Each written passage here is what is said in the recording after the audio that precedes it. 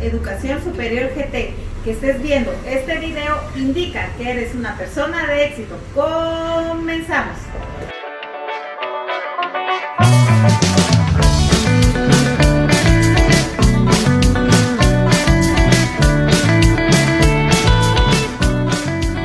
La criminología moderna.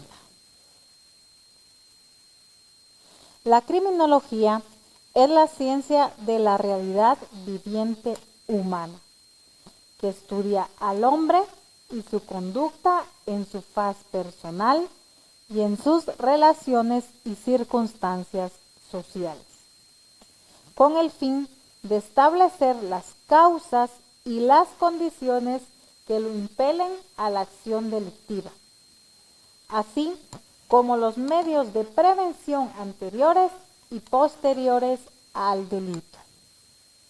La criminología es una ciencia autónoma con fundamentos interdisciplinarios, cuyo objeto es el estudio del fenómeno criminológico, el delincuente, la víctima y las formas de prevención del fenómeno criminal en una sociedad humanizada.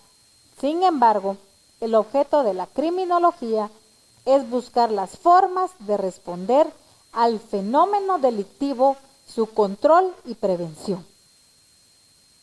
Pensemos, entonces, que la criminología en nuestros días, o criminología moderna, tiene como objetivo estudiar al hombre y su conducta como persona. ¿Cuáles son las relaciones sociales, sus circunstancias, con el fin de establecer por qué causas y por qué condiciones un ser humano comete hechos delictivos? Es una ciencia autónoma porque definitivamente estudia el fenómeno criminológico, al delincuente, a la víctima y las formas de cómo prevenir el fenómeno de la criminalidad.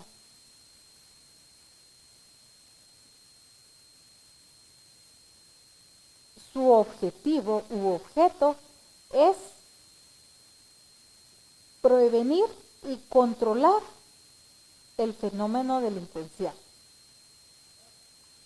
La visión multifactorial de las diferentes fuentes del delito o teorías multifactoriales. Estas consideran los distintos factores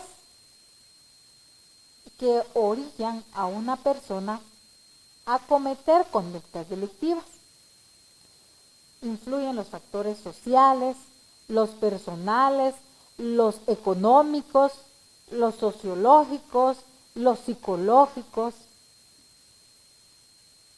Es por ello que consideran que en la conducta delictiva influyen los factores ya indicados y eso viene a que la persona viva en una desorganización, en una tensión social, y que realmente esa persona, luego de que ha aprendido ciertas conductas, elija mediante su raciocinio a delinquir o no.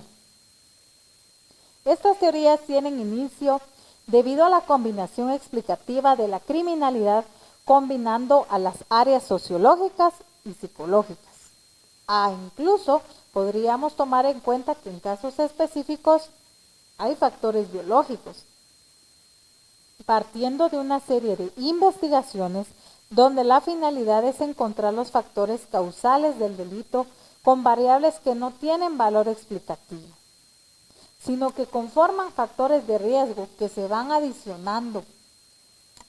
¿Delinque la persona porque hay pobreza? ¿Delinque una persona porque así lo ha aprendido? ¿Cuáles son todos esos factores que hacen realmente a un delincuente? También la criminología moderna estudia los flagelos actuales, los delitos nacionales, transnacionales, la delincuencia organizada y los crímenes de cuello blanco que son realmente delitos que afectan a una sociedad completa.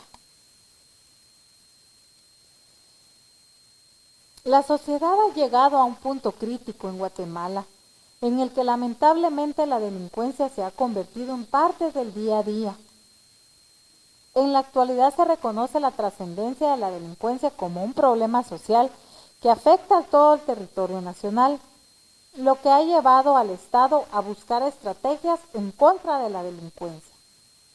La incidencia social que conllevan los hechos delictivos flagela a los habitantes, por lo que a continuación definiremos los delitos nacionales, los transnacionales, los crímenes de cuello blanco y la delincuencia organizada.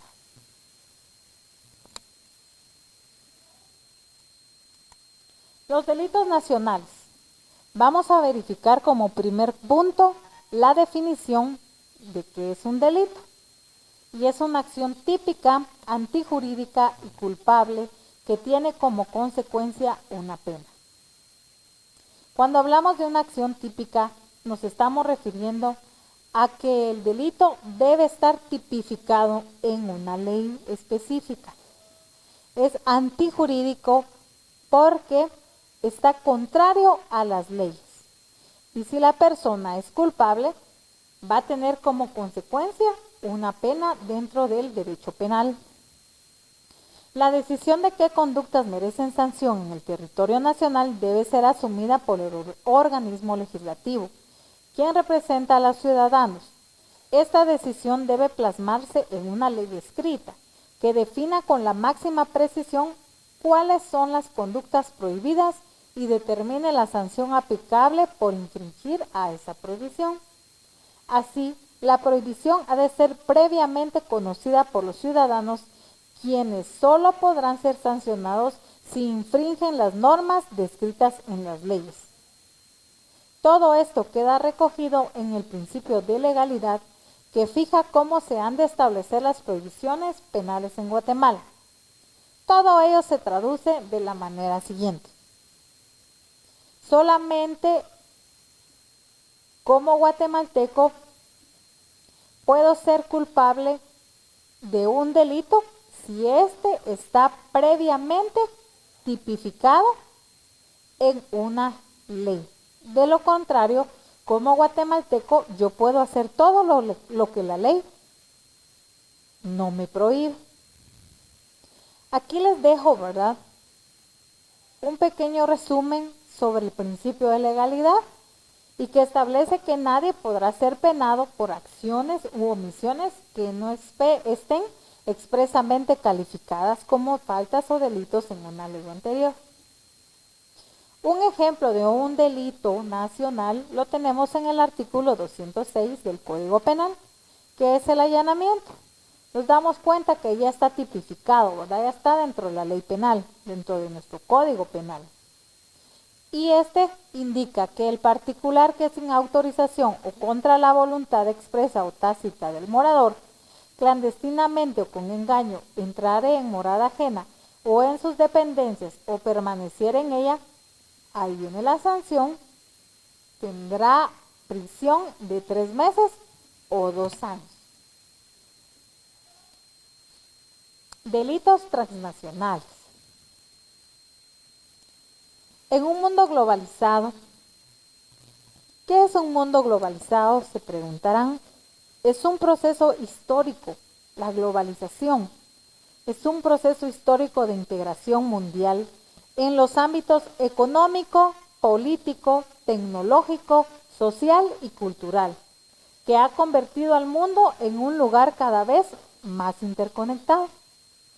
Si nos damos cuenta, como ejemplo solamente, tenemos la pandemia. Definitivamente podemos darnos cuenta que este mundo sí está muy relacionado. En diciembre del año 2019, el COVID-19 inicia en un mercado de una provincia china denominada Wuhan. Muchos no sabíamos de la existencia de esa provincia. Sin embargo, hoy ese nombre se conoce a nivel mundial. Pero podemos darnos cuenta que estamos interconectados, porque el COVID-19 está en muchos países ya, incluso en Guatemala. Y entonces es resultado de la globalización. Tenemos una integración tecnológica, social, cultural, económica, política. Y es por ello que la delincuencia organizada echa mano de esas interrelaciones con el objetivo de hacer de los hechos delictivos una forma de vida.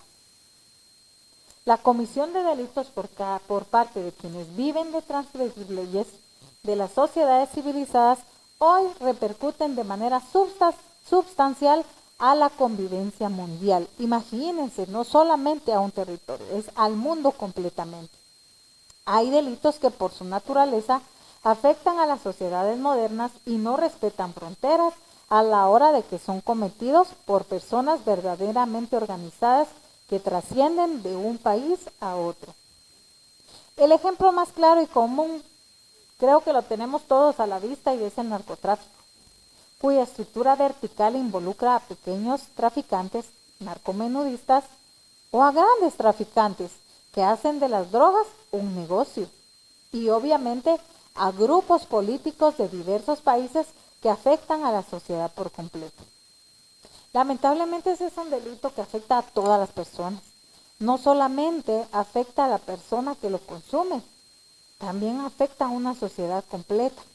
Niños, niñas, adolescentes, personas adultas son víctimas muchas veces de el narcotráfico. Y es por ello que nosotros debemos ver todas estas situaciones desde un enfoque criminológico. ¿Y qué es la delincuencia organizada?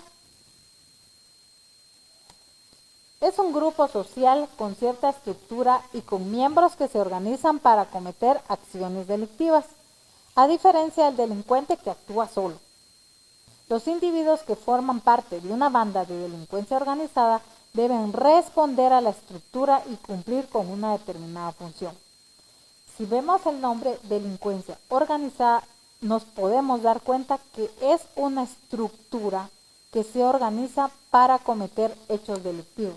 Cada uno de los miembros de esa estructura tiene un porqué y para qué dentro de la organización delictiva.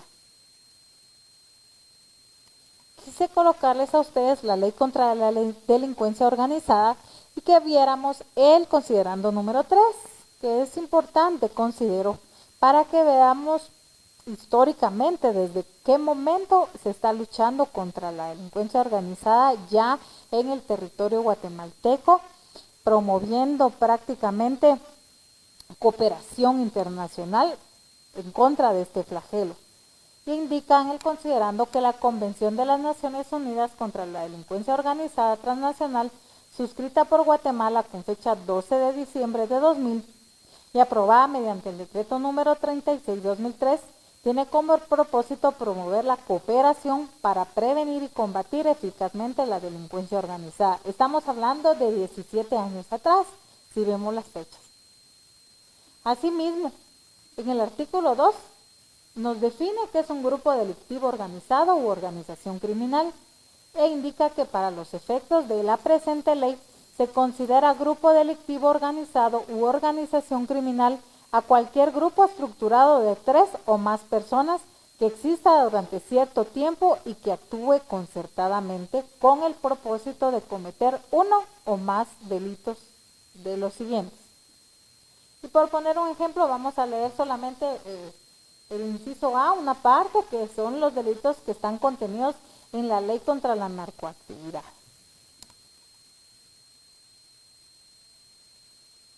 También tenemos delitos de la delincuencia organizada y tenemos entre ellos la conspiración, que comete el delito de conspiración, que es quien se concierte con una u otras personas con el fin de cometer uno o más delitos de los enunciados en el presente artículo. Si vemos también el inciso A, son los mismos delitos que se cometen en la delincuencia organizada, que son el inciso A, por ejemplo, los contenidos en la ley contra la narcoactividad. Entonces es muy importante que veamos esa relación entre las diferentes leyes u ordenamiento jurídico guatemalteco. Otro ejemplo, ¿verdad?, de un delito que comete la delincuencia organizada es el entrenamiento para actividades ilícitas, artículo 6, el artículo 5, asociación ilegal de gente armada.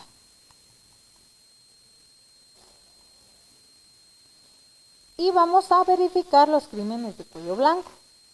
Estos crímenes son aquellos que cometen personas con un estatus socioeconómico alto. Pensemos que en criminología también se puede verificar que no solamente las personas que están en pobreza o extrema pobreza podrían caer en la tentación de cometer hechos delictivos. También personas con un alto estatus cometen diferentes delitos y los más comunes son el tráfico de influencia, el fraude, el lavado de dinero, la delincuencia organizada. Un ejemplo muy importante y que tuvo mucho auge durante el tiempo que sucedió es el caso del agua mágica por el que condenaron a Roxana Valdetti, ex vicepresidenta de Guatemala, a 15 años de prisión. Tuve a bien bajar esta noticia de la BBC Mundo para indicar, ¿verdad?, que básicamente este es un crimen de cuello blanco cometido por la ex vicepresidenta, quien indicaba que la fórmula mágica para limpiar el lago era infalible. Sin embargo, al momento de realizar las investigaciones, se dieron cuenta que solamente la fórmula química era agua, sal y cloro. Prácticamente se malversaron millones de un fondo estatal establecido para descontaminar el agua. Eso es, como ejemplo, un crimen de cuello blanco. ¿Y la criminología y derecho penal? Vamos a verificar los cambios en el derecho penal inducidos por la criminología. Realmente lo que tenemos que verificar en este caso es cómo es que la criminología está interrelacionada en el derecho penal para que no solamente se mantenga la idea de que el derecho penal es sancionador, sino también debería de ser preventivo. Podremos decir, por ejemplo, que las agresiones sexuales contra los niños y niñas, la violencia contra las mujeres y las muertes violentas ocasionadas por robos con el empleo de armas han sido recurrentes para mostrar la gravedad de un delito por la gran desproporción del delincuente frente a la víctima. En este momento que estamos viendo este video, nos podemos poner a pensar cuántas mujeres están siendo violadas, cuántos niños y niñas están siendo violados, cuántas mujeres están sufriendo violencia en este preciso instante. Pero se necesita cultura de prevención, se necesita que el Estado de Guatemala cumpla con hacer campañas públicas, políticas públicas que prevengan que se sigan cometiendo los distintos delitos. Prácticamente los estudios del derecho penal y la criminología hacia los fenómenos sociales se imponen hoy sin restricción alguna. Se trata de averiguar cómo suceden las cosas en la realidad y de estudiar al mismo tiempo las causas profundas de la realización entre sociedad y orden jurídico. En conclusión, el derecho penal actúa en el conjunto de los mecanismos de control social. La mejora de la eficacia de tales mecanismos incidirá dando lugar a tendencias a la baja en las cifras de criminalidad real.